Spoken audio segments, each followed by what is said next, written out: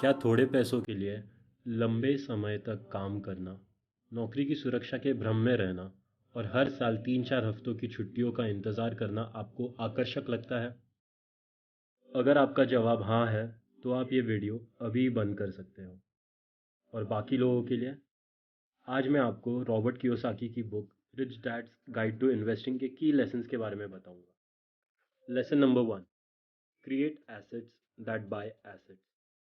Robert Kiyosaki के real dad बहुत पढ़े लिखे थे और वो एक Hawaiian state board of education के हाई रैंकिंग ऑफिसर थे। दूसरी ओर उनके फ्रेंड के डैड, जिन्हें वो अपना रिच डैड मानते थे, उन्होंने अपनी स्कूलिंग भी ख़त्म नहीं की थी, पर वो खुद का बिजनेस करते थे और कुछ इन्वेस्टमेंट्स करके वो हवाई के सबसे अमीर आदमी बन गए।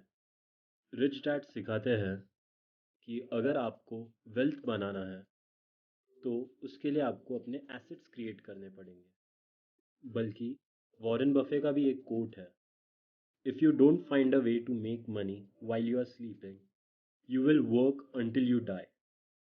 और एक रीज़न है कि आपको बिजनेस के एसेट में इन्वेस्ट करना चाहिए, क्योंकि वो अपने कंपनी के ग्रॉस इनकम से वो एसेट्स खरीदती है, जिसके ऊपर उन्हें कम नेट इनकम पे करना पड़ता है।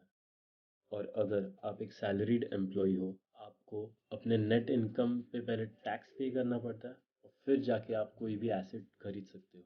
Lesson number 2, use debt as lever. Author कहते हैं कि दो टाइप के डेट होते हैं, एक गुड डेट और दूसरा बैड डेट। अगर हम बैड डेट के बारे में बात करें, जैसे जैसे आपकी सैलरी बढ़ती जाती है, आप अपने लाइफस्टाइल में भी अपग्रेड करना चाहते हो। उसके लिए आप शायद एक होम लोन या कार लोन ले लो। अब ये लोन्स आपका कैश फ्लो और वीक कर देते हैं और आपको अपने नेक्स्ट पेचेक पे ज़्यादा डिपेंडेंट बना देते हैं। इसलिए ऑथर इसे बैड डेट बुलाते हैं। दूसरी ओर अगर हम लोग गुड डेट की बात करें, जो डेट से आप और एसेट्स खरीद सकते हो, जिससे आपका फ्यूचर में कैश फ्लो और स्ट्रॉन्ग बनता जाए, ये डेट आपके लिए गुड डेट रहता है और आपको इससे डरने की ज़रूरत नहीं। Lesson number 3, maximise expenses and minimise income. ये सुन के आप चौंक गए ना? जब रॉबर्ट 9 साल के थे, वो अपने रिच डैड के गार्डन में घास काटने का काम करते थे।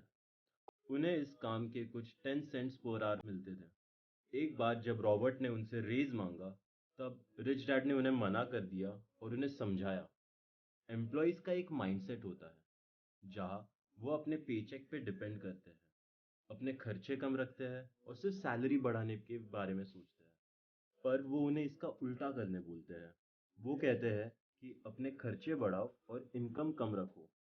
अब जिससे पहले आप ये वीडियो बंद करें, मुझे समझाने का मौका दीजिए। अगर आप बिजनेस करते हैं, आपको अपना सारा प्रॉफिट फिर से री इन्वेस्ट करना चाहिए। आप सही खर्चे करके अपने बिजनेस को ग्रो कर सकते हैं, जैसे और एम्प्लॉयज़ हायर करना, कुछ टास्क को ऑटोमेट करना, कोई नया स्किल सीखने के लिए कोई नई बुक या फिर एक कोर्स ज्वाइन करना, नेटवर्किंग इवेंट्स में जाना। इससे आप रैट रेस से आगे निकल जाओगे।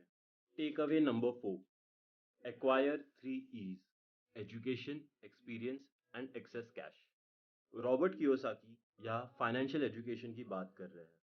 आपको बिजनेस की बेसिक अंडरस्टैंडिंग होनी चाहिए। आपको फाइनेंशियल स्टेटमेंट्स पढ़ने आने चाहिए। अलग अलग इंडस्ट्री कैसे वर्क करती है और उनका एक दूसरे के साथ क्या इंटरडिपेंडेंसी होता है, ये सब के बारे में आपको कुछ आइडिया रहना चाहिए। अगर आप ये सब बिना पढ़े स्टॉक्स में पैसे लगाते हो, तो आप बेसिकली सट्टाबाजी कर रहे हो। Secondly, experience. ऑथर कहते हैं कि बिजनेस आपको कोई डिग्री करने से या बुक्स पढ़ने से नहीं आती, बल्कि आप बिजनेस बिजनेस करने से ही सीख सकते हो। रॉबर्ट कियोसाकी के रिच डैड उन्हें हमेशा एनकरेज करते थे कि वो खुद की कोई चीज़ क्रिएट करे। अगर उसमें फेल हो, अपनी गलती से सीखे, कुछ चेंजेस करके फिर से नई चीज़ क्रिएट करे और थोड़ी एडजस्टमेंट्स करें, और ऐसे करते जाए जब तक उन्हें अपना परफेक्ट फिट नहीं मिलता। आप 10 बार एक रो में फेल हो सकते हो, बट आपको सक्सेसफुल होने के लिए बस एक बार सही होने की ज़रूरत है। Thirdly, access cash. किसी महापुरुष ने कहा है कि कामयाब होने के लिए नहीं, काबिल होने के लिए पढ़ो। सक्सेस के पीछे मत भागो, एक्सेलेंस एक्सेलेंस का पीछा करो। सक्सेस झक मार के तुम्हारे पीछे आएगी। किस महापुरुष ने कहा है?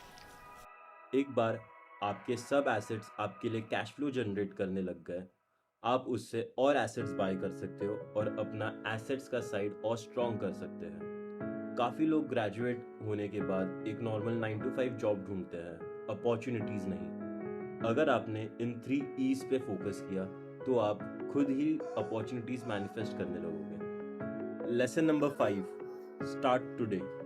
रिच डैड रिकमेंड करते हैं कि आप अपना फर्स्ट बिजनेस अपने जॉब के साथ ही स्टार्ट करें। आपका नॉर्मल जॉब करते रहो जिससे आप अपनी सब रिस्पॉन्सिबिलिटीज़ अपने और अपने फैमिली की तरफ निभा सको। इसके बाद आपके पास जितना भी टाइम, पैसे या एनर्जी बचे उसे अपने बिजनेस में चैनलाइज करो। कुछ क्रिएट करो, एक्सप्लोर करो, फेल हो, सीखो और फिर से ट्राई करो।